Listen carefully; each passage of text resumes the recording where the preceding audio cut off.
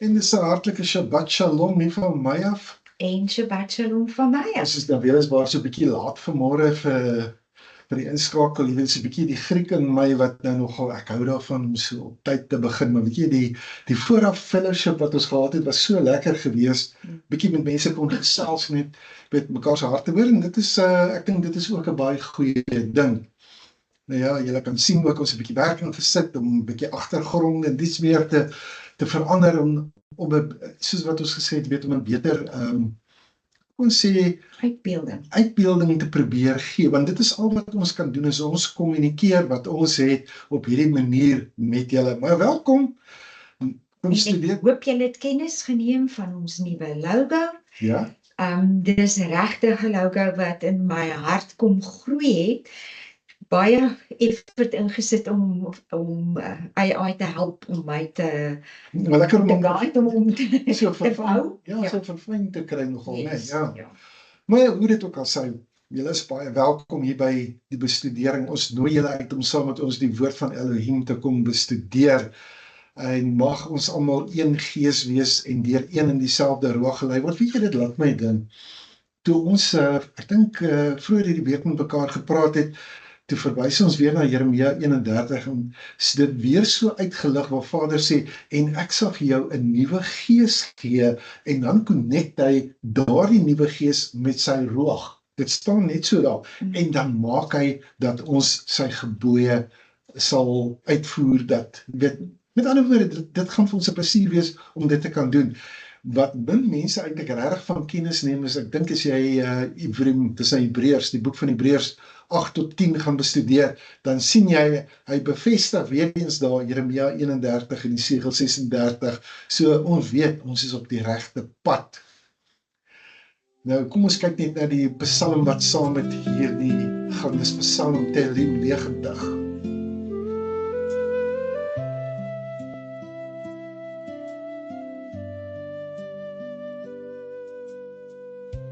Teach me your way to number all my days, to walk in wisdom on your narrow ways. My many plans can fade like dust and wind. Today I lay them down and trust again.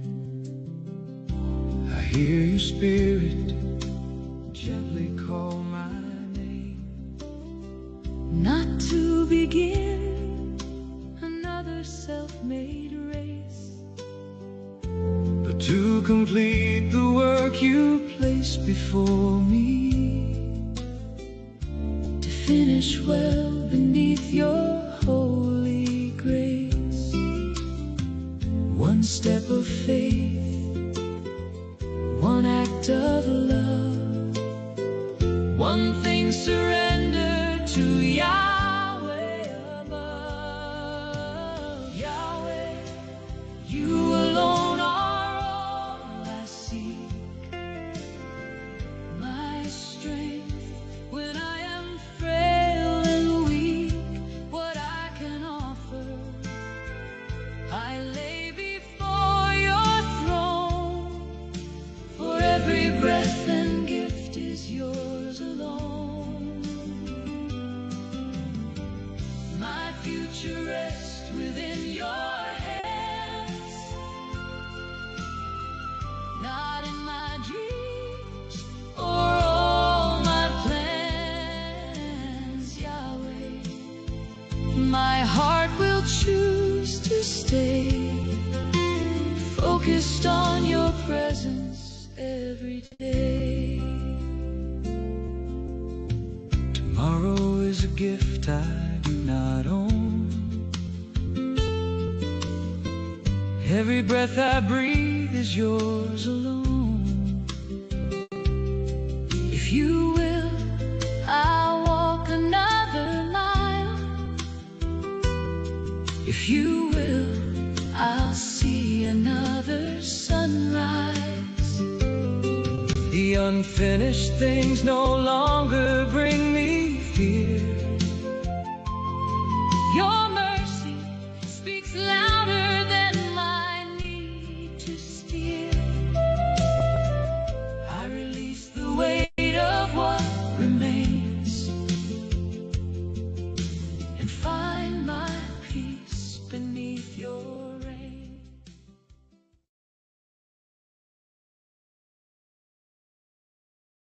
Ons gaan vandag nogal 'n lywige studie hê, omdat ons so 'n bietjie moet opvang by wat ons verlede week nie kon doen nie, maar ons wil die hele Devarim wil ons in perspektief plaas, maar asseblief moenie bevrees wees nie.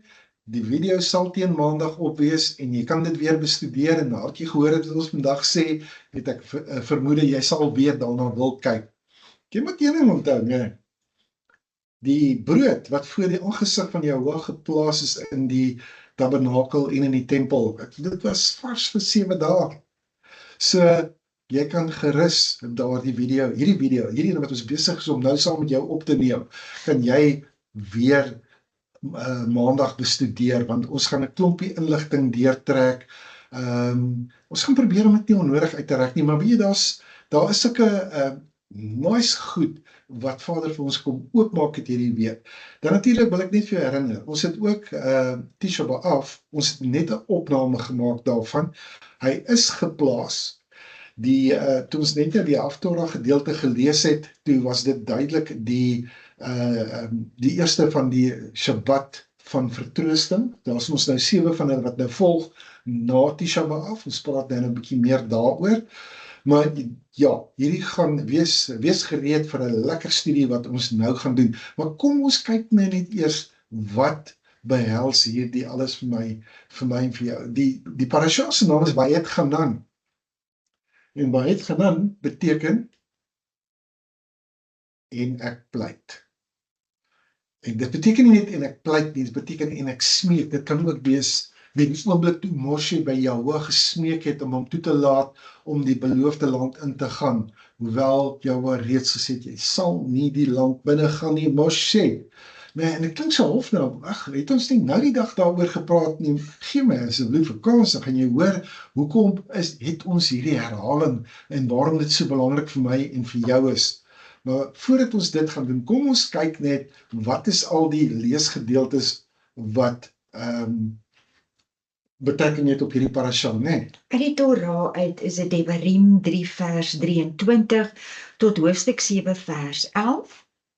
Uit die Haftarah is dit Jeshayahu 40, dis nou Jesaja 40 vers 1 tot 26. En dan uit die Brit Hadashah of die hernieuwde verbond is dit Markos 12 vers 28 tot 34. Matthew of Matteus 4 vers 1 tot 11, Lukas 10 vers 25 tot 37 en dan Romeine 3 vers 27 tot 31. Ja, daai einste Jeshayahu 40 wat ons nou hier op ons skerm het, dit bevat ons nou daai eerste ene van, hy begin ons met vertroos my volk. Mense onthou nou, die eerste van die Shabbatte van vertroosting. En dan natuurlik Markus 12 gaan dan nou oor die gedeelte waar Yeshua bevestig dat die grootste gebod is Shema Yisrael. En dit kom uit Vayet Hanan, parasha Vayet Hanan kom dit voor. So hy haal uit hierdie parasha uit, haal hy aan wanneer hulle vir hom vra, maar wat is die grootste gebod? Maar weet jy, die ding wat so in my gerefrein het hierdie hele week is, hy sê, want in hom lewe ons, beweeg ons en is ons. Nou maar waar staan dit? Kom ons kyk. Dit staan in Mattheus 17, as jy dit vir ons al lees. En hy het uit een bloed al die nasies van die mensdom gemaak om oor die hele aarde te woon, terwyl hy vooraf bepaalde tye en die grense van hulle woonplek vasgestel het. sodat hulle Jahwe kon soek, of hulle hom miskien kon aanraak en vind, al is hy nie ver van elkeen van ons nie. Want in hom lewe ons, beweeg ons en is ons, soos sommige van julle digters ook gesê het, want ons is ook sy geslag. As ons dan die geslag van Elohim is, moet ons nie dink dat die Almagtige aan goud of silwer of steen, die beeldwerk aan menslike kuns en uitvinding gelyk is nie. Nou, hierdie is nou die gedeelte wat uit, ek meen, dis nou Shaul, Paulus, nee. Shaul, hy is daar in Athene en hy is besig om met die ouens te praat en hy gee vir hulle hierdie gedeelte en hy sê, want in hom lewe ons, beweeg ons en is ons.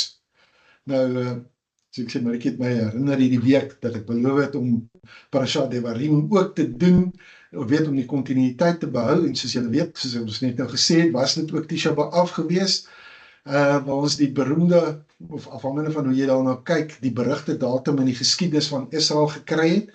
Kom ek herinner jou net gou waaroor dit gaan.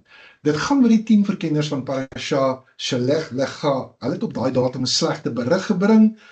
Hulle het 'n ongelowige berig gebring en dit het 'n enorme impak op daardie geslag gehad. En ook is daar op daai datum is die eerste tempel verwoes, ook op die 9de vanaf en ja, ook op die tweede tempel. Die tweede tempel was dieselfde ding. As jy deur die geskiedenis van Israel gaan, so jy sien daar's 'n horde van dinge wat verkeerd geloop het met Israel op daardie datum. So jy kan gerus na die opname gaan kyk wat ons gemaak het en bietjie dieper dit gaan bestudeer, want dit is belangrik dat ons net in die vloei kan bly, dat ons net in harmonie kan bly met Israel en dat ons in harmonie met Vader kan bly en met sy woord. Maar nou, net na die Tisha B'Av kom waar hy het Hanan, en as ek dan nie Devarim gedoen het nie, dan wil ek nou eers sê dat jy net moet verstaan dat ons gaan die twee vandag op 'n manier kombineer, want Devarim is die laaste boek van die Torah. Onthou, daar's 5 boeke, né? En toe ek so sit en ek begin werk deur hierdie en ek wil dit kombineer, toe kom Brad Scott se bekende spreek by my op en dit is, God is so much smarter than we are. En dis die waarheid. Hy is soveel smarter as wat ons is, want hy het 'n doel gehad, die boodskap wat ek uit hierdie uit moes trek, dit wat Vader met ons wil spreek. Kyk net hoe trek hy hierdie twee parashas by mekaar en weet, parashas of parshiot soos hulle dit noem, en dan gaan jy sien, daar kom 'n groter duidelikheid daaruit. Nou, die boek se naam is in die Grieks Deuteronomium. Dis wat die Grieke dit noem. Nou vir jou verduidelik wat sê hulle eintlik. Maar die Hebreërs, die Israeliete, hulle praat van Devarim. En Devarim beteken sake of aangeleenthede, in die Engels sal dit wees matters, or words. Dit beteken ook woorde, dit beteken ook ede en beloftes. Kan jy die verskil sien waarvan ons hier praat? Nou die meervoud van davar, van woord, van een woord is Devarim, woorde. So eintlik moet jy Devarim se uitleg hê, hierdie is die woorde. Maar jy kan dit ook eweneens lees as, hierdie is die beloftes wat Jahwe met Moshe gespreek het. En dit is die woorde wat Moshe met die hele Israel gespreek het. So, jy gaan altyd, maar altyd hierdie sleutelverse in gedagte moet hou. Die Griekse titel sê vir ons, net hy praat van Deuteron, dit verwys na die tweede in prominensie. En nomium is nomos. Nomos is altyd die wet. Dit is vir die wat teen die wet is, noem jy die antinomians, antinomos, die wat teen die wet is. Maar in Deuteronomium is dit dan nou die wet, of die tweede wet, of soos hulle dit dan nou sal noem, die herhaling van die wet. Hierdie Griekse benaming weerspieël waarskynlik die Hebreëse uitdrukking. Wil jy weet wat dit is? Mishnah Torah. En as ek hier oor Mishnah, as jy van tevore gehoor het Mishnah, dan dink jy, praat ons nou hier van die Talmud. Is die Talmud nie nou tradisie nie? Nee, die Mishnah Torah gaan vir jou sê, dis 'n duplisering van die wet. Dit gaan jou vertel, dis eintlik die how-to van hoe moet jy die wet, wat nou alreeds by Sinai gegee is, en wat uitgelê is, en wat hulle nou gebring het, tot op hierdie punt waar hulle nou by Shittim is, waar hulle op die drempel staan om oor te gaan, dis waar hulle nou is. Goed, so jy het nou 3 name vir hierdie boek. En dit is Devarim, en jy het Deuteronomium, en jy het Mishneh Torah. Belangrik dat ek en jy die verskil staan. Maar nou, Is dit nie ook die Septuagint nie? die Septuagint is die 5 boeke. Dis die versamelnaam. So die Septuagint is dan die versamelnaam vir die Chumash. Die Chumash is die 5 boeke van die Torah. Dis jou samestelling wat jy daar kry.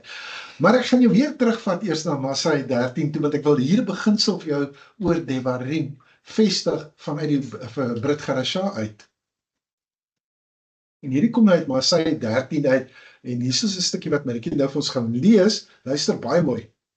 Maar hulle het van Perge af verder gegaan en in Antiochië in Pisidia aangekom, en hulle het op die dag van Shabbat in die sinagoge gegaan en gaan sit. Kan ek jou net 'n oombliekie daar stop, en dis wat ek wil die klem op lê. Hulle het op die dag van die Shabbat in die sinagoge ingegaan en gaan sit. En na die lesing van die Torah en die profete het die hoofde van die sinagoge na hulle gestuur en gesê: Broeders, as julle 'n woord van opwekking vir die volk het, praat dan. Kyk nou mooi, ons praat van Brit Hadashah, ons praat van die periode van tyd, Yeshua het reeds opgevaar. Kyk wat doen hulle in die sinagoge, hulle lees die Torah en die profete, en die sinagoge word bestuur, en dan is daar 'n sekere orde wat plaasvind. Toe staan Shaul op, wink met die hand en sê: Israeliete, en julle wat Elohim vrees, luister. Die Elohim van hierdie volk Israel het ons vaders uitverkies en die volk verhoog toe hulle bywoners in Mitzraim was, en met 'n hoë arm hulle daar uitgelei. En omtrent 40 jaar lank het hy hulle in die woestyn verdra. En dan gaan hy aan, nou skiep ons 'n hele gedeelte, gaan nou daaroor praat. Kyk wat gebeur hier van vers 42 af. En toe hulle uitgaan, het die heidene versoek dat daardie woorde op die volgende Shabbat tot hulle gepraat sou word. En toe die sinagoge uit was, het baie van die Joodiem en die toegewyde proseliete Shaul en Barnaba gevolg. Hulle het hulle toegespreek en hulle probeer beweeg om in die guns van Elohim te bly. En op die volgende Shabbat het byna die hele stad saamgekom om die woord van Elohim te hoor. Maar toe die Joodiem die skare sien, is hulle met nydigheid vervul en het met lasterlike woorde weerspreek wat deur Shaul gesê is. Nou kyk, hier is daar 'n hele mond vol waarna ek en jy moet kyk, nê. Maar ek wil net, voordat ons hierdie gedeelte gaan lees, wil ek net vir jou sê, onthou, ons het gespring na vers 42 toe, en toe het hy gesê, hulle wil weer die volgende Shabbat, die woorde, daardie woorde, ons gaan nou praat oor wat is daardie woorde waaroor gepraat is, want dit is waar hy het gaan aan. Die hele idee van waar hy het gaan aan, as ek het so kan gee. Kyk net vir my na Lukas 4 ook. Vers 19, daarom oordeel ek, dat ons die wat uit die heidene hulle tot Elohim bekeer, nie moet bemoeilik nie, maar aan hulle skryf dat hulle hom moet onthou van die dinge, wat deur die afgode besoedel is, en van hoerery, en van wat verwrig is, en van bloed. Want van die ou tyd af het Moshe in elke stad diegene wat hom verkondig, terwyl hy elke Shabbat in die sinagoge gelees Ek het. het die verkeerde leesgedeelte gegee, dit is maar eintlik maar sy 15 wat hier is, maar die belangrike ding is, want van die ou tyd af het Moshe in elke stad diegene wat hom verkondig, terwyl hy elke Shabbat in die sinagoge gelees word. Nou kom ons by Lukas 4, en dit is nou Yeshua homself. Toe kom hy in Nasaret, waar hy opgevoed was, en soos hy gewoond was, gaan hy op die dag van Shabbat in die sinagoge, en staan op om te lees. En die boekrol van die profeet Jesjaja, dis Jesaja, is aan hom oorhandig, en toe hy die boekrol oopmaak, kry hy die plek waar geskryf is. Nou, hier is 'n belangrike ding wat jy gaan sien. Hier is 'n sinagoge ritme. En hierdie sinagoge ritme het die wêreld van Yeshua en die apostels gevorm. Kan jy sien, Maasai of Handelinge 15 vers 21 gee die patroon. Moshe word elke Shabbat in die vergadering gelees. Yeshua sien ons het in Lukas 4 opgestaan om volgens die gebruik te lees. Paulus het uit Moses en uit die profete het hy geredeneer. So hierdie laaste skrifte wat ons nou gelees het, gee vir ons die gebruike in die wêreld van die tweede tempel en die apostels. En die rede hoekom ek nogal reg daarop staan, die moet ek vir jou sê, is doodeenvoudig, want ek wil weet wat dit is wat Yeshua en sy disippels geleef het, want dit is die voetspore waarin ek moet volg. Ons weet almal, dat omtrent 130 na Yeshua, het dinge begin heel suid gaan en die kerk het sy eie reëls begin maak en weg begin beweeg van die Tanach in sy geheel en weet wat die gevolg is daarvan. My vader het ons nou op hierdie plek gebring en dis hoekom ons gaan nou by waar jy het gaan ons daaroor praat. Jy kan sien wat is die ritme wat Yeshua, die disippels en Shaul gevolg het.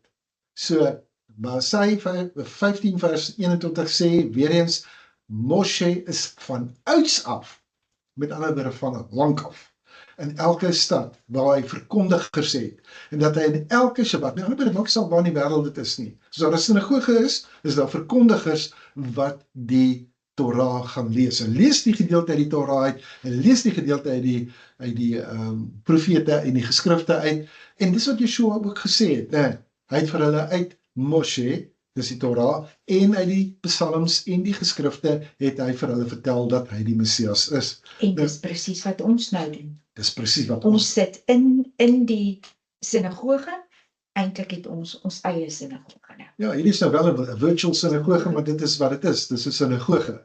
So, jy kan dan sien, hierdie hele gedeelte wat ons gesien het hier in Handelinge 13, dan praat Paulus na die lesing, praat hy uit Moshe en die profete, en dis merkwaardig eintlik wat hy doen, né? Dis nie net so 'n terloopse stukkie detail hierdie nie. Die Messias en die apostels het binne 'n Torah lesende wêreld beweeg, en jy sal sien vir die Torah onderhoudende gemeenskap vandag, is hierdie parasha siklus nie net 'n stokperdjie nie. Ons is besig om die verbondsritme te herstel van dit wat die vroeëre Joodse gelowiges gevorm het. Dit moet ek en jy doen. So, ons sien hier soos 'n vasgestelde patroon of 'n orde van lesing van die Torah wat plaasgevind het. Die Bybelse of skriftuurlike leesplan, en ons gebruik dit vandag nog. Weereens, ons sien dat die Pentateug, wat ons net van gepraat, ek en jy, né? Dis die 5 boeke van die Torah wat in seksies opgedeel is, en daar's 'n ooreenstemmende gedeelte wat uit die profete kom, genoem die Haftorah. So, nou sien jy hier in Handelinge 13 dat Shaul, wat ook bekend staan as Paulus, hy gee 'n verstommende bydrae daardie dag, daar in Handelinge 13. Hy gee 'n absolute verstommende bydrae net uit sy geheue uit.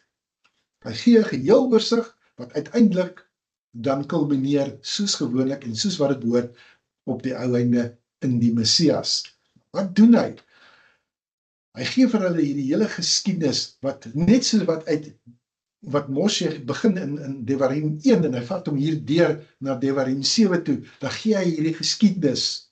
Né? Ons praat nou meer daaroor, maar dis wat hy doen.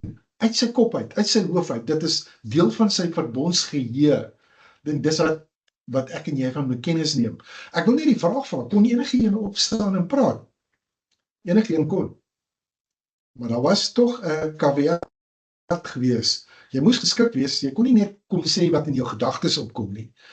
Die praktyk van die lees van die Torah was altyd met die grootste respek toegepas. Dit is iets wat ons hierso probeer doen. Maar ons het dit afgekom in Israel ook. Ja. Nie enige een kan die Torah leesgedeelte voorlees nie, en om die uitleg daarvan te gee, moet jy aangesê word om dit te kan doen. Jy word gevra. Met ander woorde, jy word deur Elohim as ware verkies en gedryf om dit te kan doen. Dis presies wat gebeur het met Yeshua daar in Lukas 4. Die leesgedeelte word toegeken aan iemand om te lees. Die persoon word by die naam geroep. Jy weet, ons doen dit met Sukkot, dan vat ons dan bou ons maar vir ons 'n bima, en ons roep mense op, en sê, jy weet, dan lees ons gedeeltes uit Devarim uit, omdat jy van Devarim weer oorgaan na Genesis toe, verstaan jy hou die siklus aan die gang. Nou, hierdie leesgedeelte, soos ek sê, is toegeken aan iemand spesifiek, en in daai dag, in Lukas 4, was dit aan Yeshua toegeken. Hy word by die naam geroep, hulle het gesê, Yeshua, Seun van Ben Yosef. Ja. Yeshua ben Yosef. Nee, almal sou geweet het wie is Yeshua ben Yosef, en dan kom hy vorentoe, en dan, dis nie asof hy dan net kom en sê, wel, ek voel, daar's 'n gevoel wat ek voel, dat ek wil nou vandag met julle die volgende deel. Nee, hulle het hierdie parasha gehad, en die parasha leesgedeelte vir daardie dag was presies dit, wat die hoof van die sinagoge wat hom opgeroep het, die rol oopgemaak het en gesê het, Yeshua, lees daar. Wil jy nou weet hoeveel toeval is dit, as jy in toeval glo? Want dis waar hy dan begin, en hy sê, die gees, die roeg van Elohim is op my. Kan jy sien? So, nou lees hy hierdie gedeelte, so hy doen dit, en dan gaan sit hy, die vertolking wat hy daarna gaan gee, is dan iets wat heel vrywillig is. Met ander woorde, as hierdie persoon deur Elohim beweeg is, om dan 'n vertolking te gee. En dan in die Hebreëus daai tyd, en die Hebreëus nou nog eintlik, dis nie die Masoretiese teks wat ons vandag het, met allerhande kolletjies en wat nou aandui, hoe werk die klinkers nie. Dit was nie maklik nie.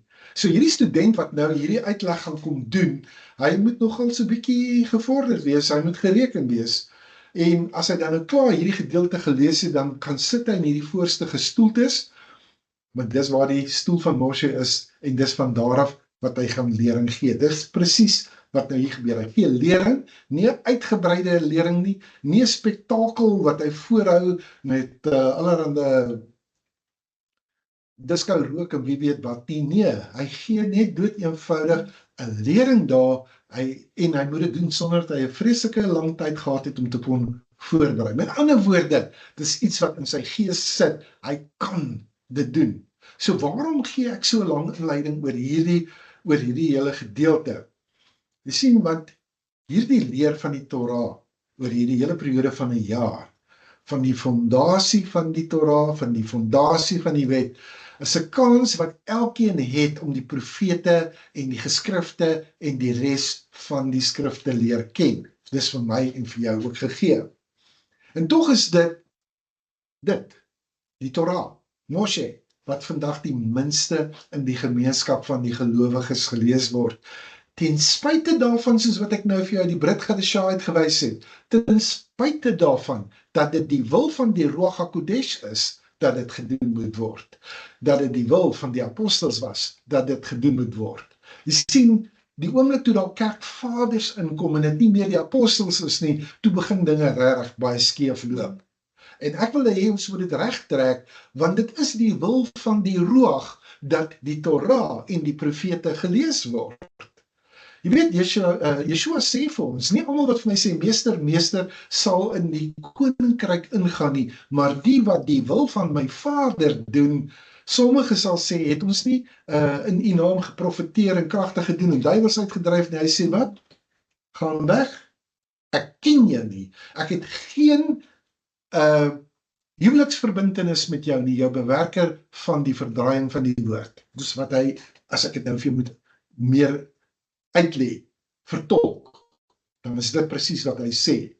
So, die ooglopende beginpunt, die logiese, normale, ooglopende beginpunt, is die Torah en die profete, en dit is presies hierdie fondasie, wat die kerk kom wegvat het, met verloop van tyd.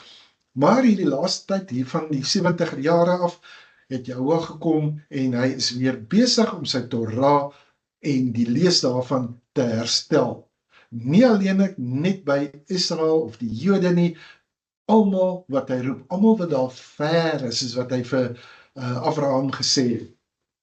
Nou, uit die gedeelte van Devarim, wil ek baie kortliks net 'n paar goed sê.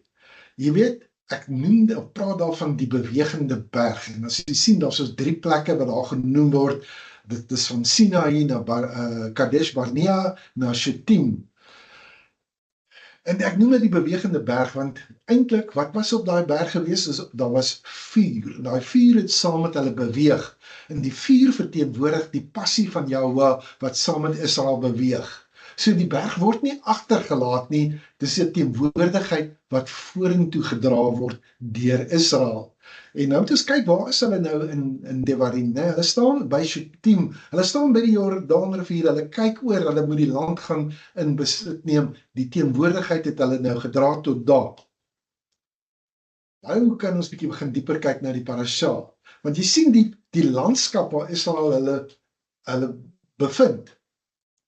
Hier aan die begin van die boek van Devarim het ons gesê, is by Shittim. Dis in die land van Moab. Hulle volle beweging van Sinaï af, ek kan eintlik sê van Mitzraim af, maar van Sinaï af, waar hulle nou vir 38 jaar was, na Kadesh Barnea, na Shittim. Jy weet, nou raak, hulle trek alle korter en dit gaan op 'n skielike einde kom. Weet die hoeveelheid kilometers wat hulle moet aflê om by die plek te kom wat Vader vir hulle voorberei het, dit raak baie minder. Hulle begin nou 'n ruimte in beweeg waar hulle letterlik, jy weet, so half in die liggaam, as jy dit so wil hê, want hulle kyk daar na die verlede en hier voor hulle is die toekoms, maar hulle staan nou hier op die drempel, hulle staan nou hier op die oewer. En ek gebruik meer doelbewus die term drempel, waar hulle in daai spasie en tyd staan, want iets moet nou gebeur. Weer eens, jy sien daar, hulle is van Sinaï, Kadesh Barnea, Shittim, né? Jou se teenwoordigheid het nie by die berg gebly nie. Die drempel is daai terrein wat agter ons is, maar is ook die plek vorentoe waar ons moet kom, waar ons nog nie is nie. Hoop ek is duidelik genoeg rondom dit. Jy sien, hulle is nou op 'n plek waar hulle 'n dringendheid het. Yes, hier is ons is nou reg, ons is nou gereed, ons wil in die land ingaan. Maar wat doen Vader? Daar is iets wat by die threshold, by die drempel moet gebeur. Hy stop hulle eers, net daar. Hy laat hulle stop, om wat te doen, om te kyk na waar hulle vandaan kom.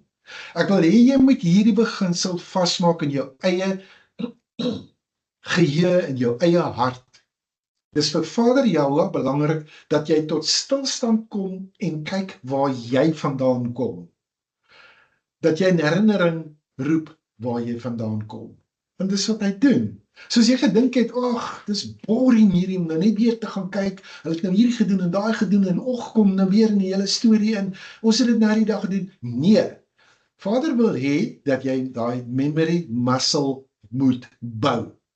Jy staan dan op die oomblik, in die voorkamer van die beloofde land, maar voordat jy daai huis kan betree, wil Vader hê, dat jy kyk, hoe jy daar gekom het. En weet jy wat, nee, toe ons vanmôre nou daaroor praat, toe kom dit by ons op, want jy die opmerking gemaak, hy bring jou letterlik daar by die plek, hy wil eers dit wat met jou gebeur het, nee. Ek het die ervaring gekry toe ons hierdeur gaan, dat as jy nou wil praat van berading, dan is hierdie nou deel van skriftuurlike berading. Ja. Vader het jou genesing, het hy in gedagte. Maar die meeste mense wil hulle verlede uitblok. En hy kom en hy sê, ek herinner jou aan jou verlede. Ek herinner jou aan jou verlede. Deel daarmee. As jy nie deel met jou verlede nie, as jy dit nie in herinnering roep nie, kan daar nie vir jou genesing kom nie. En kan jy nie in die beloofde land ingaan. En dit is presies wat Tehillim 107 vers 20 sê. Wat sê hy daar vir jou? Kan jy onthou? Hy sê, en hy het sy woord gestuur en hulle genees. Ja. Nou, dit maak dit baie mooi, nee. Hy het sy woord gestuur en hulle genees. Weet jy wat? Ek herhaal hierdie storie vir jou, sodat die woord genees kan wees. dat jy reg kan wees en dat jy in 'n verbondsvernuwing met my kan kom voordat ek jou toelaat om in my koninkryk, in my land, in my, weet Israel daar is die prentjie van die nuwe Jerusalem waar hulle moet ingaan. Kan jy dit sien? So ek wil hê jy moet vir 'n oomblik net dit laat insink. Vader wil hê dat jy moet stil staan. As jy iets wil neerskryf hier omtrent doen dit. Staan stil, reflekteer, bou jou verbonds muscle memory op. Vader het jou, dit wat jy deurgegaan het om te kom waar jy vandag is, waar jy nou hier is, waar jy hoor wat ek nou vir jou sê, hy was in dit gewees, reflekteer op dit, moet dit nie vervloek nie, moet dit nie verfoei nie, weet net, hy was saam met jou in dit gewees, al die tyd al het jy nie gedink hy was daar nie. Hy was daar. Dalk het dit vir jou so gevoel, maar hy was daar. Ja, nou jy sal sien, Moshe op hierdie stadium, hy is amper 120, hierdie is seker sy helderste oomblik van sy hele lewe, maar nou praat hy skielik nie meer met ons soos 'n heier nie, hy praat ook nie meer met ons soos iemand wat teen daai berg van vuur opgaan nie, nee wat, hy praat nou soos 'n vader, en hy spreek woorde wat vir ewig gaan staan, en hy gaan ons vertel dat ons nie net met ons voete die land in besit moet neem nie, ons moet eers die land in ons harte in besit neem.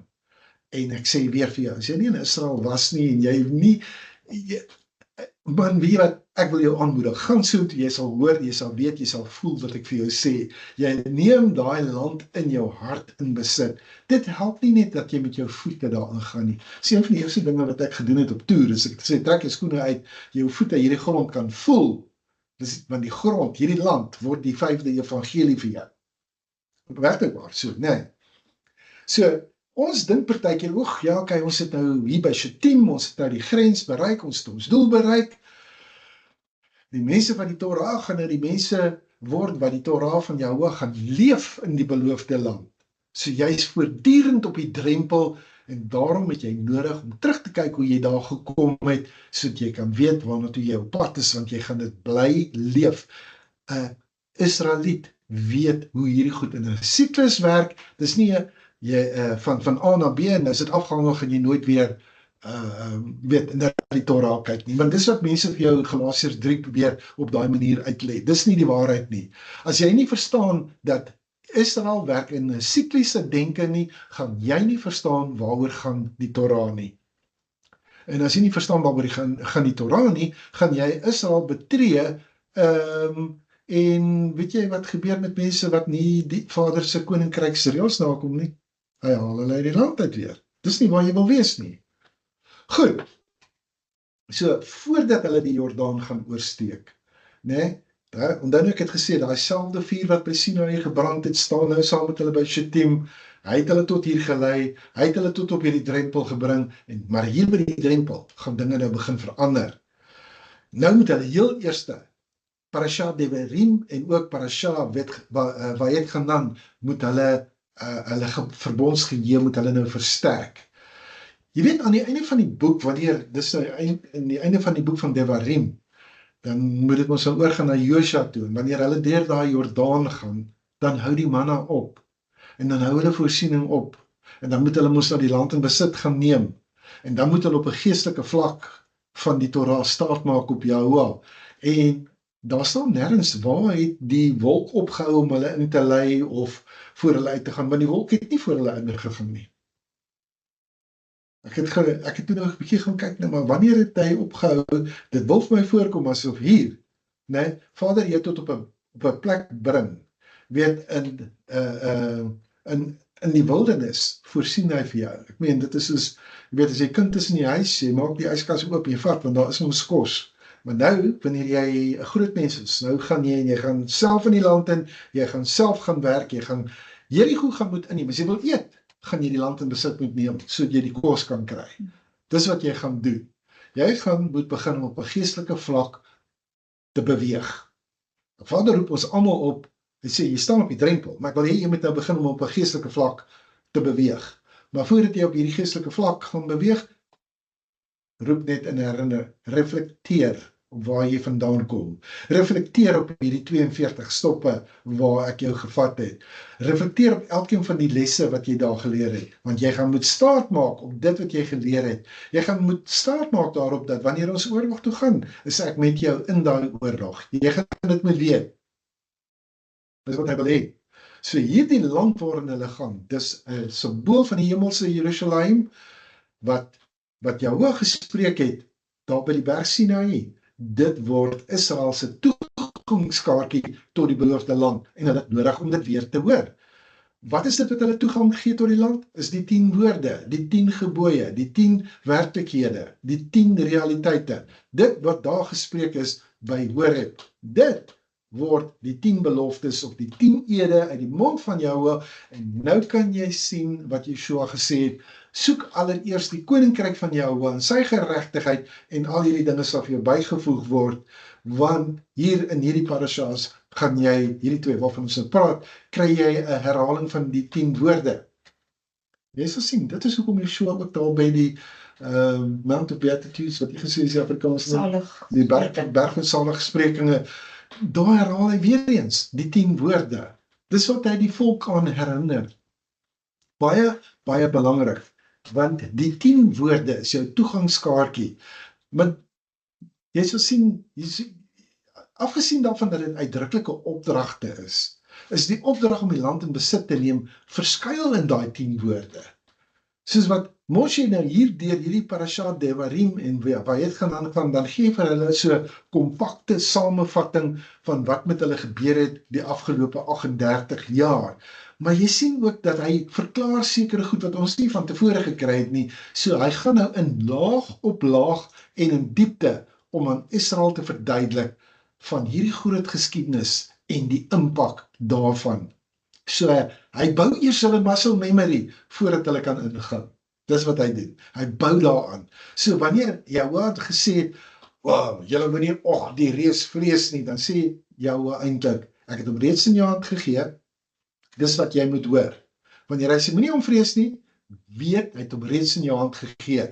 Dan het jy 'n Caleb en 'n Josua gees. Nee, sekerlik kan ons die reus kan ons oorwin. Seer sekerlik. So ek aanvaar jy die opsomming van verlede week gelees het, sy jy nou die alias gelees het, en of jy self die Torah leesgedeelte gedoen het, maar jy moes daar Moshe se kompakte opsomming gesien het, en gesien het hoe doen hy dit laag vir laag, en vertolk hy die goed wat ons nie van tevore dalk al gesien het nie. Nou, met al hierdie gaan ons nou bietjie meer in beweeg, en net waar jy gaan nan in. Nee, so kom ons, jy weet nou, sê ek myself, inleiding tot parasha, waar jy het gaan aan, wat moet ons nou sê? Want hy het nou gesmeek, dis wat dit vir jou sê. Hy maak dit baie duidelik, ja, ek het gepleit, ek het gesmeek, maar ek aanvaar jou as 'n woord. Wat ek nou gaan doen, omdat ek dit aanvaar het, ek gaan nou net die verbond herbevestig, voordat julle die land ingaan, hoor dan nou die Shema, hoor dan nou weer die 10 woorde, hoor dan nou my anti-afgoderry lering wat ek vir jou gee, want dit staan sentraal in dit wat jy moet weet, voordat jy die land kan en gaan besit neem. Daar is verskeie sentrale temas uit hierdie parasha uit. Nee? Hy praat met die volk Israel, hy bevestig die verbond, hy herinner hulle aan die gehoorsaamheid aan die Torah, dat dit so 'n wesenlike deel van hulle verbondsverhouding is met Jahwe. So hierdie gedeelte herhaal dan in daai 10 woorde, dit beklemtoon die Shema, wat die eenheid van Jahwe verkondig.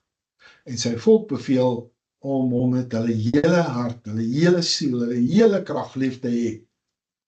En ook te waarsku teen afgoderry, want afgoderry gaan maak dat jy Jahwe vergeet. Jy sal sien, hy gaan ook vir jou waarsku dat, weet jy, wanneer jy geëet het uit die land uit, en dan jy nie dink, jy weet, hierdie het nou uit jou hand uit gekom, maar dis nou volgende week se lering daai. Maar dit is deel van wat hy doen. So hier waarsku hy hulle om op te pas teen hierdie gedagte dat jy jouself hierdie dinge reg gekry het en gedoen het. So hierdie parasha gaan nou heeltemal praat oor die liefde van Jahwe, en jy sien, jy moet stil staan en net dink daaroor, want hy praat van die beloofde toekoms van hierdie hele nasie. Dit alles hang af daarvan dat hulle Torah leef, sodat dit met hulle goed kan gaan in die beloofde land en sodat hulle daar verleng kan word. Maar ons het vanoggend voor die tyd het ons hierdie gesprek gehad, ek dink met Dina Marie, van die kwessie van weet, ons is so geneig om, as ons hoor Israel, dis daar. Is half of ons is nie deel nie, maar jy's ingeënt. So as daar word gepraat word van die beloofde toekoms van die nasie, dan beteken dit jou toekoms. Fisies en geestelik. Fisies en geestelik, jy's heeltemal reg. Ja. So jy moet begin leer om jouself te sien want soveel wil die beloftes hê. En eien dit voel toe, maar hulle wil nie die gehoorsaamheid en dit wat saam met dit gaan, die verantwoordbaarheid en die verantwoordelikheid wil hulle nie opneem nie. Presies. Dit gaan hand aan hand. Met ander woorde, hierdie sê vir jou, wanneer jy reflekteer, kom jy in harmonie met Vader se woord, in steede daarvan dat jy jou eie wil voorop stel. So, jy gaan elke keer terugkeer na die Torah en na die mitzvot, net, jy weet, omdat jy die land wil binnegaan. Ek wil vir jou sê, jy gaan dit doen elke keer wat jy Vader se teenwoordigheid wil ingaan. Jy moet onthou wat was die groter prentjie. Na die tabernakel het Elohim steeds wonders gedoen. Hy het sy wolkkolom gestuur om hulle te beskik, hy het manna gestuur, hy het kwartels gestuur, hy het die water uit die rots uit laat kom, en weet jy wat is die moeilikheid nou? Na elke wonderwerk wat nou nie so pas gebeur het, dan lyk dit asof jy weet, asof hulle dit vergeet. Maar ja, soos jy kan sien, hierdie was die finale appel wat Moshe gerig het, want dit is waaroor die parasha, dit waar hy sy naam kry. Hy het sy finale appel gemaak, hy het nou Aanvaarding gekry. hy het nou, ja, mens kan nou sê, hy het nou vrede gemaak, hy is nou content met die antwoord. So, nou hersien hy maar net die reis, en hy wil vir hulle beklemtoon. Sinai het die stem, die majesteit, en die afgesonderdheid van Jahweh geopenbaar. En dis hoekom ek en jy ook by Sinai moet stil staan, want ons moet Vader daar gaan hoor. Nee? Ongelukkig het die wildernis ook die ineenstorting van vertroue blootgelê. Ons het gesien op daai tyd, hulle was op 'n hoë geestelike vlak gewees. Hulle het Jahweh in sy majesteit en in sy afgesonderdheid direk ontmoet. Onthou, hulle is die ouens wat direk openbaring van Jahweh gekry het. En ten spyte daarvan het hulle in sy teenwoordigheid gesondig. Nee, ek wil hê ons moet hierna luister, want as jy kyk na die geskiedenis van die wildernis, was daar 'n geleidelike verval vanuit daai geestelike hoogte waar hulle was. Hulle het sondes herhaal, en sondes wat jy herhaal, verswak jou verhouding met Jahweh, omdat hy sien dis 'n verbreeking van die verbond. Die sonde van die goue kalf, ons het dit gesien, dis opgeteken in Shemot, is een van die duidelikste voorbeelde wat ek en jy kan kry daaromtrent. Kort nadat hulle die Torah gekry het, daai 10 woorde gekry het, maak hulle vir hulle afgod, hulle dit aanbid, en weet jy wat? Net daar het die vertroue ineengestort. Jy moenie die krag van sonde onderskat nie. Jy moet ook nie daarop wil staat maak, dat jy gaan maar net jou sonde vergewe, en ek gaan maar net jou sonde vergewe nie. Kyk wat het gebeur. Veral as jy in sy teenwoordigheid gaan sondig. So ek dink ons moet verstaan hoe erg dit is. Ek dink die volgende skyfie gaan dit vir jou mooi wys. Nee, maar ek dink ons moet verstaan hoe erg dit is wanneer jy in die teenwoordigheid van die Almagtige staan en jy sondig, dan kom jy in 'n snelle agteruitgang. Dan gaan jy by die punt uitkom waar daar net 2 mense is wat oorbly, wat in hom leef, in hom beweeg en in hom is. Onthou ons skrif van die begin? Dit was Joshua en Caleb, nee. Die ander het gekies om nie So dit te wees jy nie. kan dit mis, jy kan die beloftes mis. Jy kan hierdie beloftes mis. En daarom wil ek vir jou 'n beginsel leer. Die beginsel van Hester Panim. Hester is nie een van 'n vrou van wie ek praat nie. Nee? Ek het die opskrif gegee van Sinai tot Hester Panim. Sonde verswak die openlik geopenbaarde nabyheid van Jahweh. Met ander woorde, hy is hierso, nou begaan jy sonde en kyk wat gebeur met sy teenwoordigheid. Die goue kalf was 'n goeie voorbeeld van daai skeur daar by Sinaï. En ons het gekyk hoe Moshe dit weer reggemaak het, maar daar het 'n skeur plaasgevind. En hierdie vervreemding, daar's 'n vervreemding weg van Jahweh af. Dis wat die Hebreëse tradisie Hester Panim noem. Weet jy wat is Hester Panim? Die verberging van sy aangesig. Shabbat na Shabbat doen ek die Aaronic blessing waar ek sê, en hy sal sy aangesig oor jou laat skyn. Wel, Hester Panim is die teenoorgestelde. Hy verberg sy aangesig. En hy herinner hulle dat hy sy aangesig van hulle verberg, omdat hulle sondig. En hy sê dit vir my en jou ook. So die direkte en openlik geopenbare verbinding met die goddelike het met elke sonde het toenemend versluier geraak, tot hy op daai punt gekom het gesê, hierdie geslag sal nie in die koninkryk ingaan nie. Hulle sal nie in Israel ingaan nie.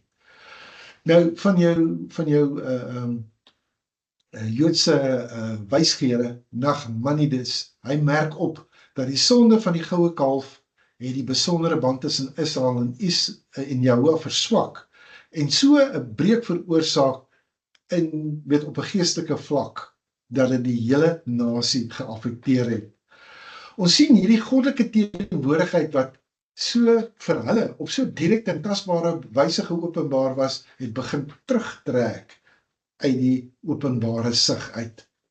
En dit verklaar vir my en vir jou, waarom die direkte en sigbare ingryping van Jahweh baie minder duidelik tans in die wêreld voorkom. Kom ons kyk wat sê Jesjajahu daaroor. Miskien verduidelik hy dit beter as wat ek dit kan doen. Julle ongeregtighede het 'n skeidsmuur geword tussen julle en julle Elohim, en julle sondes het sy aangesig vir julle verberg, sodat hy nie hoor nie. Hester Panim. In daai 40 jaar in die wildernis het Jahweh voortgegaan om Israel te lei. Moshe het toenemend die nasie as 'n leier en 'n profeet en 'n tussenganger het hy bly optree. Maar die volk se oortreding het hulle vermoë aangetast. En ek moet vir jou sê, weer eens, ook om dit het hulle vermoë aangetast om hulle verhouding met Jahweh uit te leef. So dit het dan veroorsaak dat hy terugtrek. Nou, hoe herstel 'n mens se verhouding met Jahweh na so 'n skeur? Want dit wil voorkom dat nadat hulle dit gedoen het, dan hernie hy die verbond en dan is dit asof hulle van sleg na slegter gaan. En later eindig dit op soos dooie gebeentes in die wildernis. Dis die prentjie wat jy kry, wat my weer eens terugvat. Wat is dit? Jesegiel 36, wat ons vir mekaar gesê het. Dan sê vir Jesegiel, kan hierdie twee bene, kan hulle weer opstaan? Dan sê hy, blaas oor hulle. Dan sê hy, spreek tot hulle. Gaan kyk mooi wat dit is. Ja, dry bones can come alive. Jahweh kan dit doen, maar hy kan dit doen. Maar dit verg dat jy 'n lewe van teshuva lewe, van bekering, van terugdraai. Anders sal jy nie die beloofde land beerwe nie. Anders sal jy nie sy teenwoordigheid beleef en sy aangesig sien nie. So wanneer jy so hier op die drempel staan, jy kyk na hierdie ek wil dit amper sê hierdie drempel toespraak wat hy gee, dan sê hy vir jou, dit is hoe jy moet teshuva. Jy gaan weer in sonde verval, neem kennis van jou geskiedenis, dis hoe jy moet terugkeer na my en my weë, sodat ek nie my aangesig vir jou verberg. Dis 'n konstante wat ons onsself, is nie 'n eenmalige proses nie. Dis 'n konstante wat ons moet vir onsself moet evalueer en sê, ek het alweer die pad byster geraak, ek het alweer verkeerd gedoen hier, ek het weer teruggeval na my ou sonde toe. So ja. Die geheim is, is dit Spreuke wat sê, 7 keer gaan jy val, 7 keer gaan jy opstaan. Staan op, die geheim is om op te staan. Weet jy gaan sondig, niemand van ons is volmaak nie, maar ek sê nou vir jou, die geheim is om op te staan. Moshe het geweet dat sy lewe sy einde nader, maar hy dring aan by die volk, dat hulle moet hulle oorspronklike doel onthou, en daarom sê ek vir jou ook, ons moet onthou, wat is ons oorspronklike doel? Ons moet 'n afgesonderde volk wees, afgesonder vir Jahweh, en, belangrik, ons moet 'n voorbeeld wees vir die nasies. Weet net, dat die feit dat Jahweh hom verberg, beteken nie dat hy hulle verlaat nie. Hester Panim is 'n verberging, maar dis nie verbondsverwerping nie. Nie van Jahweh se kant af nie. Jahweh mag net op afstand dalk kyk om die hart te toets. Jy sien, elke afdwaling maak wel vir jou die deur oop na Teshuvah en verlossing, maar ek wil hê jy moet hierdie prentjies sien wat ons hier vir jou probeer beskryf. Jy gaan nou sien wat ons vir jou sê. Ek sê weer, Hester Panim beteken nie dat Jahweh sy volk heeltemal verlaat nie. Dis net 'n gedeeltelike terugtrekking van die duidelike openbaring van sy leiding en sy beskerming. En dit is as gevolg van hierdie geestelike vervreemding wat sonde inbring. So, in plaas daarvan om konstant Vader sy openlik geopenbaarde verhouding te ervaar, gaan sonde veroorsaak dat die volk in onsekerheid verval en dat hulle in verwarring verval en dat hulle beproewinge gaan deurgaan. Sy teenwoordigheid verdwyn nie, dit is net verberg. Wat moet ons dan nou doen? Jy sien, as jy wil kyk na die Midrash, dan vergelyk dit vir jou die storie van 'n koning wat sy seun so van 'n afstand dophou om te sien hoe hierdie seun optree wanneer hy meen dat hy alleen is. Hoewel die koning se aangesig verborge is, het hy nie opgehou om sy kind dop te hou of op te lei nie. Op dieselfde manier gaan Jahweh voort om sy volk te lei en wag hy dat hulle terugkeer na die Torah. So, die geskiedenis van Israel is 'n verhaal van geestelike opkomste en verval, en opkom en verval. En elke keer wat hulle afdwaal, is daar maar weer 'n geleentheid vir berou en verlossing. Maar dit beteken nie dat jy nie, moet bely dat jy gesondig het nie. Jy gaan Teshuvah, jy gaan bely en laat staan. So, jy wil terugkeer na die verhouding, na die verhouding waar jy Shema, waar jy jou ondergeskik stel aan Jahweh en sy reëls. Goed, nou hierdie wildernisgeslag het die teenwoordigheid en die tekens van Jahweh aanskou, en ons het gesien hulle die 10 toets het hulle gedop en hulle het nie sy stem gehoorsaam nie, en dit het veroorsaak dat hy op 'n afstand gaan staan. So wat sê die skrif dan eintlik vir ons? In Bemidbar 14 vers 22 sê dit, al die manne wat my heerlikheid en my tekens gesien het, wat ek in Egipte en in die woestyn gedoen het, dit is nou Mitzrayim, né? En my nou al 10 maal versoek het, en na my stem nie geluister het nie, hulle sal die land nie sien, wat ek aan hulle vaders met 'n eed beloof het nie. Ja, almal wat my verag het, sal dit nie sien nie. Kan jy sien? Jy kan aanhou om vir Vader te toets en te toets en te toets, en net op as jy nie te ver gaan nie. Ek sê nou vir jou, jy wil nie by daai punt kom waar hy vir jou sê, hierdie 10 maal het julle my al, nou weet. En dit was dan 1 keer te veel. Ja, jy wil liewerste nie by daai plek kom nie, en nou kan jy verstaan waarom jy die Ruach nodig het om jou te help, dat jy nie by daai plek kom van ewige verval nie. Een van die sages, die Joodse sages van die middeleeue, hy sê dat die afstand wat Vader het, dis nie 'n willekeurige straf nie, dis net 'n natuurlike gevolg. Jou sondes het daai skeidsmuur veroorsaak. Hoe verder jy van die Torah in die mitzvot afbeweeg, hoe meer word goddelike lig verberg.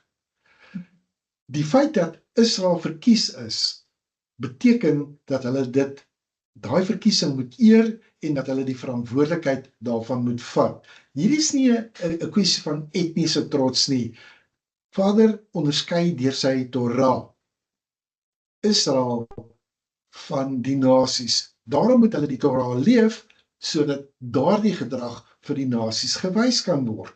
Dis wysheid. Hy sê, julle is 'n wys en 'n verstandige volk, julle is die draers van die Torah, julle is weer eens in my beeld en my gelykenis, wat die Torah in julle herstel is, leef dit uit na die nasies toe.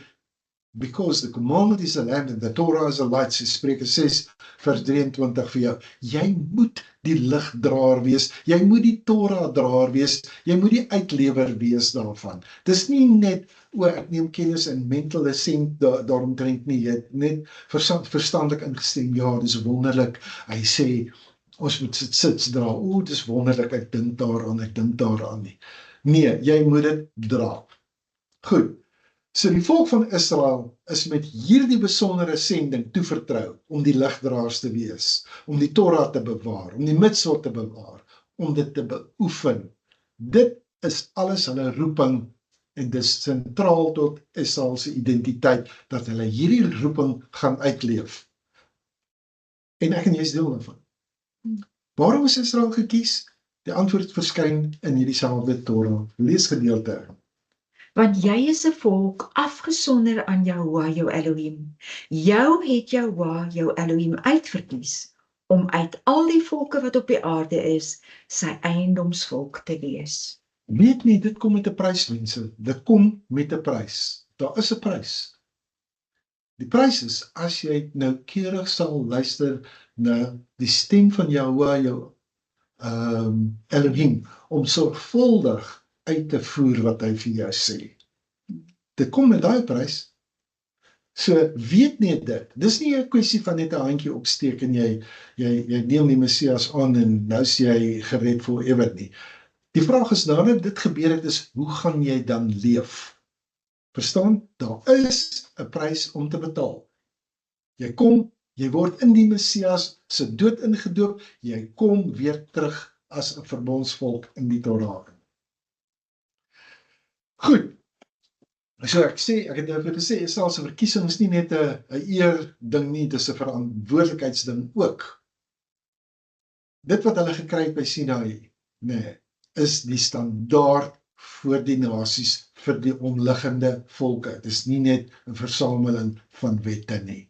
Weet dit net. Dis 'n goddelike onderrig vir my en vir jou om 'n regverdige, getroue en afgesonderde lewe te kan lei. Dis uitgestippel, ons weet wat dit is.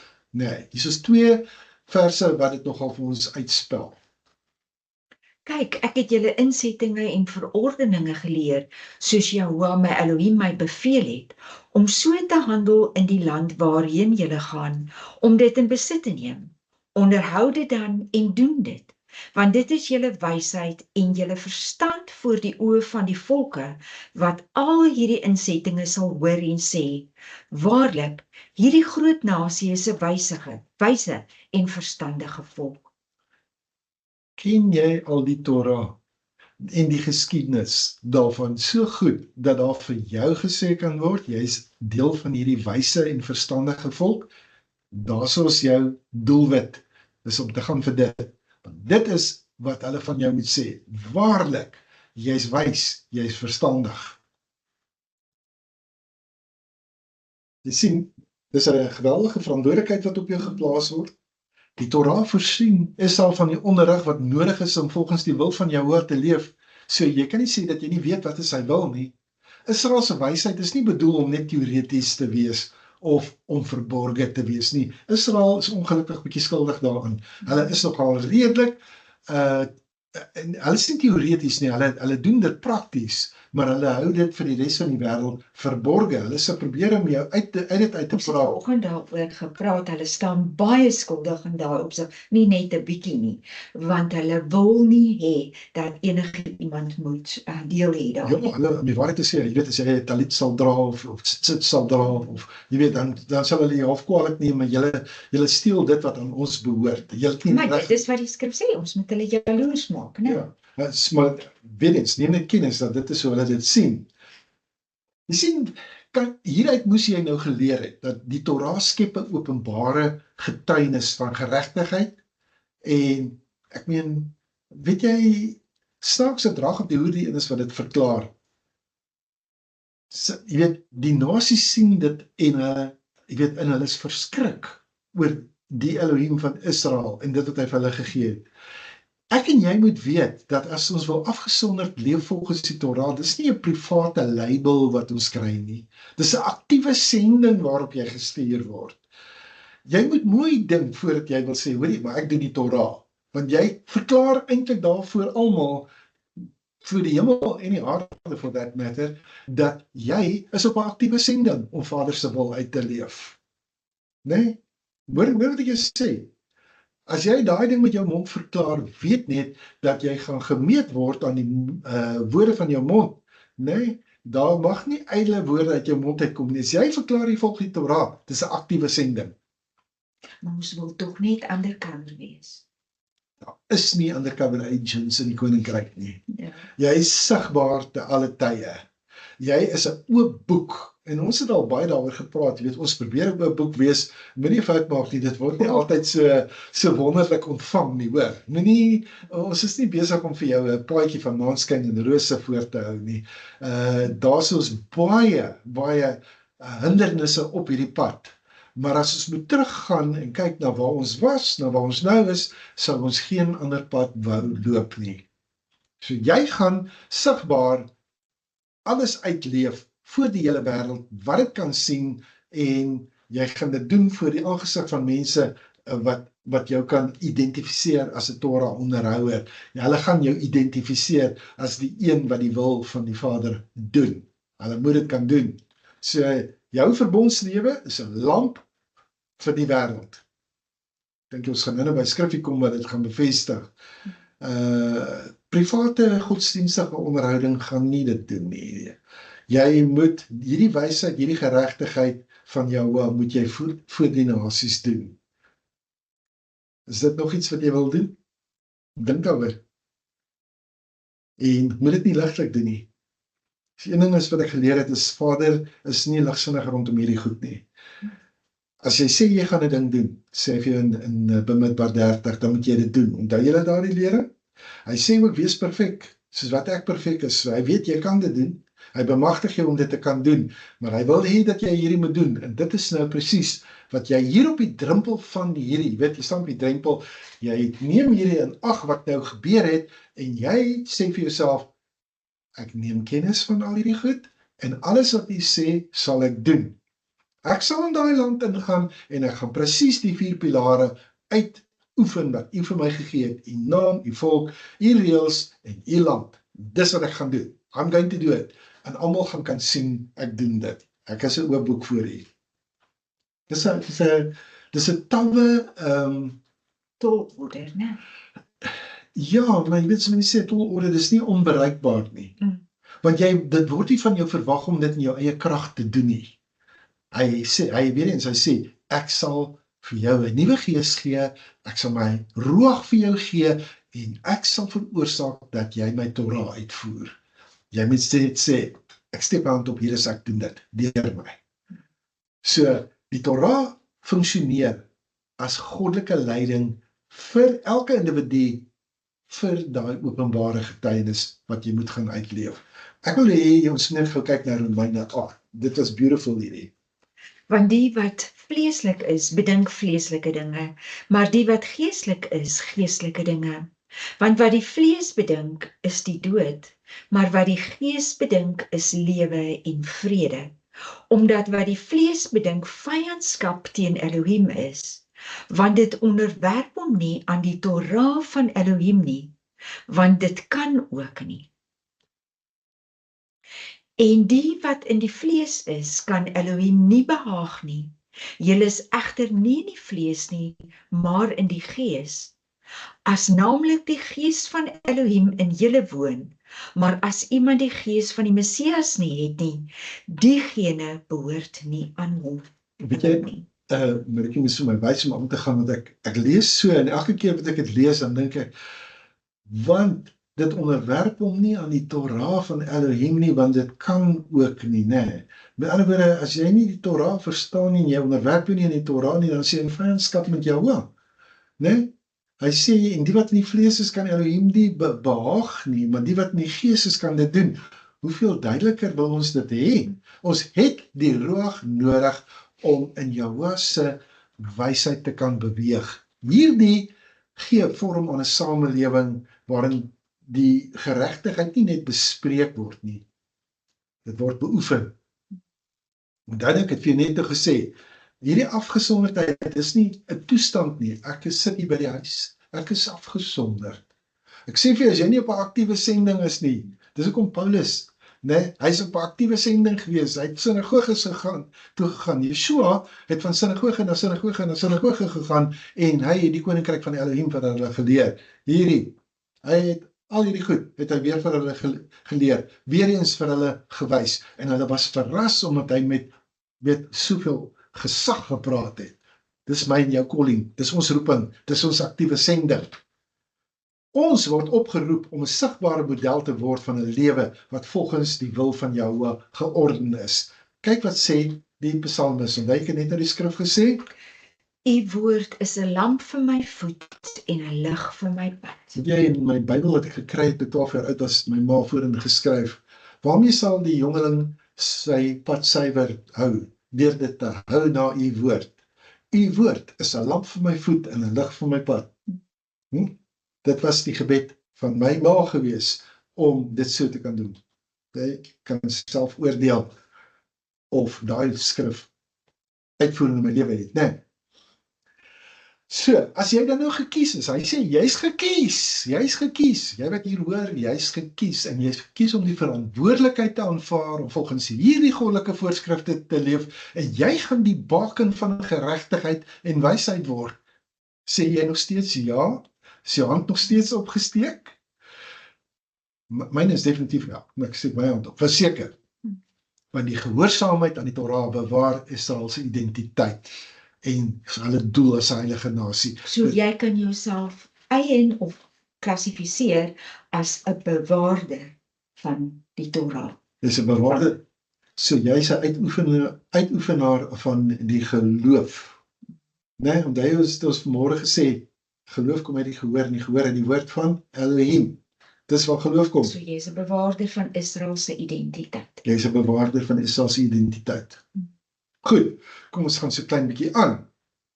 Die mitzvot as geïnternaliseerde lewenswyse, dis presies wat ek nou net van gepraat het. Gehoor beteken gehoorsaamheid met aandag en met begrip. So hierdie mitzvot, hierdie gebooie is opdragte wat jou karakter en jou bestemming vorm. Hierdie mitzvot, sê ek sou Israeliet, my karakter is die van is gebaseer op Yeshua, né? Volgens sy karakter en volgens sy autoriteit. So, as ek hierdie mitzvot uitvoer, dan het ek sy karakter, ek het sy autoriteit, ek het sy bestemming, ek is deel van sy volk. Dit beteken jy ook. Hier in Devarim 6, dis ons nou die belangrike gedeelte oor die Shema, roep Moshe Israel nie net op om te hoor nie, maar hulle moet sorgvuldig wees om te doen alles wat Jahwe beveel. Weet die Hebreëse begrip van gehoor in hierdie konteks is baie nou verbonde aan wees gehoorsaam, nie blind of meganies nie, met begrip, met aandag, met innerlikheid wat skrik vir niks. Hierdie gebooie, hierdie hele stelsel van geregtigheid wat gegee word, dit moet deel wees van jou innerlike mens, né? Die inward man. Dit moet deel wees daarvan. Dit is die betekenis agter hierdie profetiese belofte, dat Jahwe sy Torah binne in sy volk sal plaas, en dat hy dit op hulle harte gaan skryf. Wat moet innerlik kom? Die mitzvot, daai gebooie. So dis nie net die nakoming van 'n mitzvah is nie net 'n geïsoleerde godsdienstige ritueeltjie of 'n voorskrif nie. Dis absoluut 'n opdrag. Dis jou gids, dis 'n ding wat jou lei in hierdie gemeenskap waarbinne jy leef. So, die mitzvot is 'n middel eerder as die doel self. Dit is 'n middel om jou te kry, om te leef volgens Vader se voorskrifte. En volgens sy karakter. Ja, so hierdie gebooie lei ons na transformasie, dit lei ons na morele helderheid, dit lei ons na intellektuele volwassenheid, dit lei ons na getroue diens. Dit behoort nie net 'n ding te wees wat ek aftik, okay, ek het Shabbat gehou, en ek het die suurdeeg verwyder, en ek het hierdie feesie gehou, en ek het nog 'n ritueeltjie gedoen nie. As dit jou benadering is, dan mis jy die doel van hierdie onderrig wat Moshe aan Israel gee, wanneer hy hulle op die drempel van die Jordaan herinner aan hulle geskiedenis. Torah is 'n leefwyse. Jy moet die gebooie verstaan. Jy moet dit internaliseer. Jy moet dit beliggaam. Sonder dat jy dit beliggaam, gebeur daar niks met daai Torah nie. Dan is dit net wet. En dis waar die wettiese gedeelte in kom. Heeltemal so. Dit is waar so baie mense tog 'n vinger sal wys en sê, dis te wetties of dat is te wetties. Want hulle verstaan nie daai konsep nie. Heeltemal. As Yeshua vir ons sê, ons moet die lig van die wêreld wees, want hy sê, ek is die lig van die wêreld, jy moet die lig wees, dan sê hy, for the commandment is a lamp and the Torah is a light. Met ander woorde, gaan leef die Torah van my Vader voor hierdie mense, doen dit duidelik en openlik. Letterlik wat hy sê. So wat gebeur as Israel van die Torah en die mitzvot af wegdraai? Dan verloor die volk die lig. En dan betree hulle weer duisternis. En dit het weer gevolge. So dieselfde beginsels geld vir elke mens wat wegbeweeg van die onderrig van Jahwe. So die skeiding van die Torah is nie net 'n afstand van 'n regskode nie. Jy ontkoppel jou van die bron van lewe, wysheid en lig. As jy nie Torah nakom nie, jy ontkoppel jou van die bron van lewe. So, as jy wil sê, maar hoorie, ek het genesing nodig, dan gaan jy en jy sê, Hemelse bron, ek kom voor U, open my hart, dat ek die genesing kan ontvang, dat ek die woord kan ontvang, dat ek die Torah kan ontvang, want dit is deel van die koninkryk van die hemele. Rig my na die bron van die lewe toe, en die bron van die lewe is die een wat my genesing bring, sy woord stuur en my genees. So, ons sien dat die Midrash leer ons ook dat die Torah die lig van die lewe is. En die wat dit getrou bewaar, hulle trek nie net nader aan jou nie, maar hulle skyn ook 'n lig na ander mense toe om dit te kan doen. Belangrik, nee. So, volgehoue gehoorsaamheid is paramount, soos hulle in Engels sal sê. 'n Mens moet net so versigtig wees met 'n oënskynlike klein gebod as wat jy met die groot ene gaan doen. Ons ken nie die volle beloning en die volle uitwerking daaraan nie. Jy wil nie 'n kleintjie vergeet en dan toelaat dat Vader homself vir jou verberg nie. Jy behoort voor Vader te kan kom en te sê, Vader, wat is die remedie dat U nie Uself vir my verberg nie? Ek wil U geopenbaar sien. En dit is die Torah. Ja, en dis wat hy sê, dis wat Teshuvah is, want Teshuvah herstel nou weer daai goddelike lig na my en na jou toe. Ek wil so vir 'n oomblik net praat oor Yeshua en daai volhoubare Torah. Jy weet, ons het gesien, hy het die roeping van Israel as die lig vir die wêreld het hy gehandhaaf. Ek het dit 'n paar keer al genoem, hy het nie die Torah afgeskaf nie, hy het net gekom om die doel daarvan te herbevestig. So die volgelinge van die Messias moet ook daai selfde lig vir die wêreld gaan wees en beliggaam. Dit is ons taak, dis waartoe ons geroep word. Ons het gesien dat binne die konteks van hierdie parasha gee Moshe nie net 'n klomp voorskrifte oor nie, hy herinner die volk aan hulle doel in die wêreld. Die Torah en die mitzvot is nie 'n doel op sigself nie, net die middele waardeur hulle die goddelike wysheid en die geregtigheid voor die ander nasies weerspieël. So wat sê ons vir jou? Beliggaam die Torah en wees 'n spieël na die wêreld toe van wie jy is. So Dit is in een sin eintlik baie mooi gesê. ja, dis seker die beste manier om dit te sê. Die oomblik wat dit net vir intellektuele kennis word, is dit nag. Nee, jy moet, weet jy wat, ons doen na die beste van ons verwoord, byvoorbeeld die feeste, ons hou so kort. Ons probeer daardeur iets uitstraal na die wêreld toe, dat hulle kan sien, ons probeer die lig van die wêreld wees. Goed. Weer eens, die nasie se doel is om die wysheid van Jahwe te weerspieël, nie omdat hulle dit verdien nie, maar net doodeenvoudig omdat hulle gehoorsaam is aan die onderrig. Weer eens, Yeshua het ons geleer dat ons as die volk van Jahwe daai lig moet wees. Hy het nie die Torah afgeskaf nie.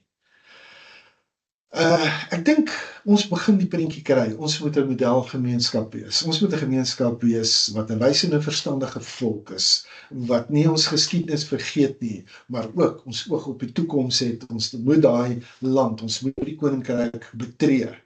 Ons moet die koninkryk van die hemele moet ons bestorm.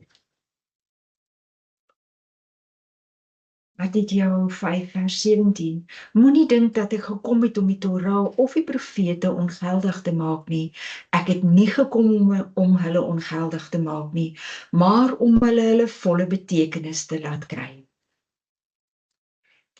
Want voorwaar ek sê vir julle, voordat die hemel en die aarde verbygaan, sal nie een jota of een titeltjie van die Torah ooit verbygaan, totdat alles gebeur het nie. Ons praat eintlik hierso van 'n onvoltooide verhaal en ek wil net kortliks daaroor praat. Jy sien die Torah eindig met 'n belofte wat wag op 'n vollediger beliggaaming.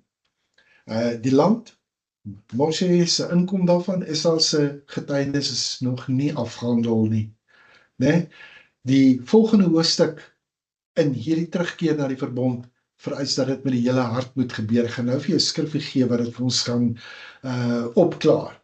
Dis nie, jy weet die Torah eindig nie met 'n eenvoudige verhaal waar elke konflik opgelos is nie. Jy weet toe nou nie.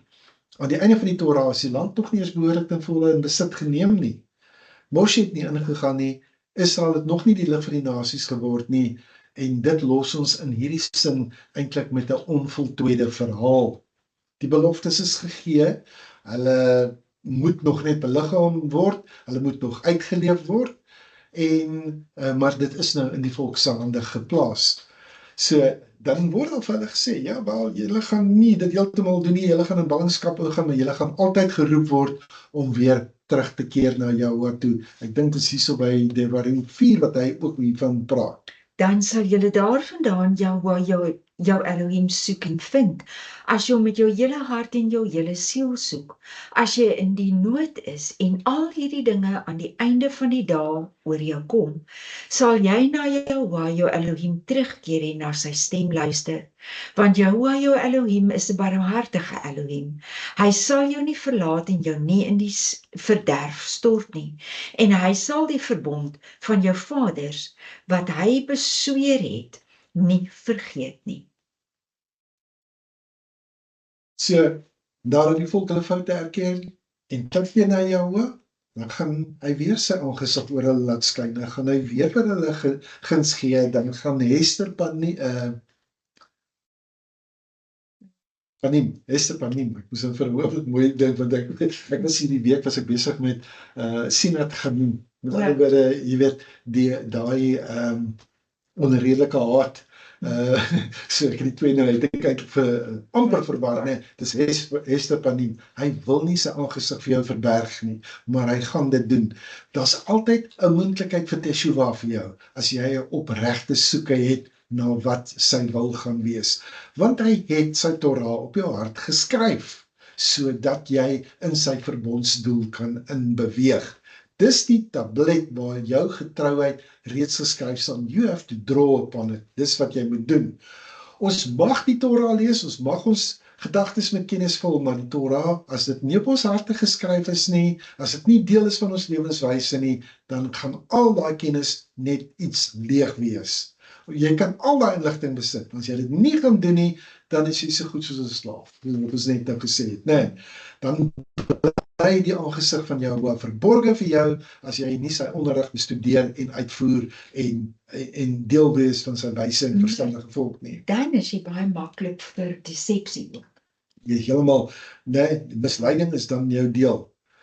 Jy wil nie hê dat die nasies moet sien dat jy maak hierdie leë aansprake nie. En ongelukkig is dit so, jy weet, jy maak al hierdie aansprake, maar jy word amper die land weerhou, om nie dit daar in die land self te kan gaan uitleef nie.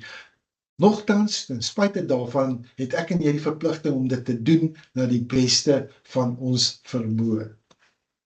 Mishle of Spreuke 2 vers 21 sê, want die opregtes sal in die land woon, en die met integriteit sal daarin bly. My seun, vergeet my verwysing nie, en laat jou, onderwysing nie, en laat jou hart my gebooie bewaar, want dit sal Dit sal lente van dae en jare van lewe en vrede vir jou vermeerder. Laat liefde en trou jou nie verlaat nie. Bind dit om jou hals, skryf dit op die tafel van jou hart, dan sal jy genade vind en goeie insig in die oë van Elohim en die mense. So sê die wyse Salomo in Misha, dis in Spreuke 3 vers 1 tot 4 vir my en vir jou. Ons is besig om te beweeg na die einde van hierdie lering toe. Een ding wat ek en jy moet weet, om die een gees, dis die Ruach HaKodesh, deur die profete te volg, beteken dat ek en jy hierdie Torah gevolg.